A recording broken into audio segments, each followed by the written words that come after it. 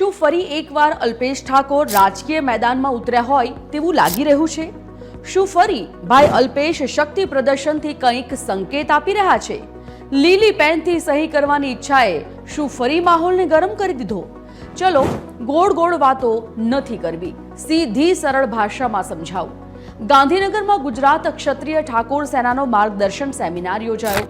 સમાજમાં પરિવર્તન લાવવા માટે સંસ્થાએ 1050 માર્ગદર્શકોને તૈયાર કર્યા છે, જેમાંથી દરેક માર્ગદર્શક પોતાની 10 લોકોની એક ટીમ બનાવી સમાજ સેવાના કાર્યો કરશે. આ પ્રસંગે અલ્પેશભાઈએ કહ્યું કે 26મી જાન્યુઆરીએ ક્ષત્રિય ઠાકોર સેના દ્વારા એક વિશાળ સંમેલનનું આયોજન કરવામાં આવ્યું છે.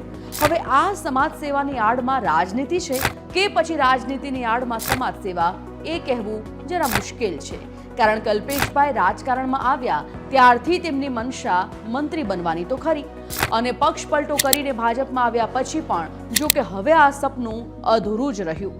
પણ હમણાં જે ભાજપમાં વિસ્તરણની વાતો ચાલી રહી છે એની વચ્ચે હવે ઘણા બધા નેતાઓ પોતે મંત્રીમંડળમાં હોવાના સપના જોઈ રહ્યા છે. તો પછી ઠાકોર સમાજનો નેતા કેમ પાછળ રહે? જો કે હવે જોવાનું એ રહેશે કે અલ્પેશભાઈનું આ શક્તિ પ્રદર્શન પાછળનો જે હેતુ લાગી રહ્યો છે એ કેટલો સાચો અને કેટલો ખોટો, એ તો હવે સમય જ બતાવશે. જોઈશું.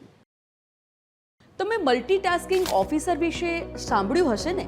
અરે, જે એક કરતાં પણ વધુ કામ કરે એને કહેવાય મલ્ટીટાસ્કર. પણ અહીંયા હું આ વાતમાં થોડો ફેરફાર કરું છું. પોતાના કામ સાથે સાથે બીજા ઘણા બધા કામમાં જોતરાયેલા હોય એનું બીજું નામ એટલે શિક્ષક. શિક્ષકનું કામ શું? તો કહો બાળકોને શિક્ષણ આપવું. પણ અહીંયા તો શિક્ષક બિચારા બધા કામમાં પીસાય છે. ભાર વગરના ભણતરની વાતો, બાળકોના ભવિષ્યની વાતો અને શિક્ષણ જગતમાં ક્રાંતિની વાતો વચ્ચે મરો થઈ રહ્યો છે બિચારા શિક્ષકોનો. ભણાવવા સિવાયનું કેટલું એ કામ શિક્ષકોના માથે નાખી દેવામાં આવે છે.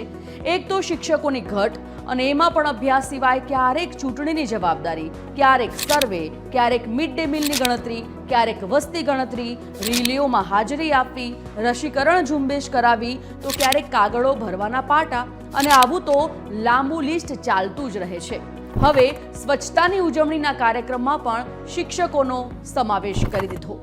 શિક્ષકોને શિક્ષણ સિવાયના 27 કામોનો ભાર થોપી દેવામાં આવ્યો. બાળકોને શિક્ષણ આપવાનું મુખ્ય કામ તો જાણે સાઇડ બિઝનેસ બની ગયો હોય તેવું હવે લાગે છે, અને બાકીનું કામ મોખરે. ત્યારે ખરેખર વિચાર આવે કે શિક્ષણ જગતમાં પ્રગતિ ત્યારે જ થશે જ્યારે શિક્ષકોને તેમના મૂળ કાર્ય પર ધ્યાન કેન્દ્રિત કરવા દેશો. બાકી તો ભણાવવાની વાતો ખાલી સભાઓ અને પ્રચારો માટે જ રહી જશે.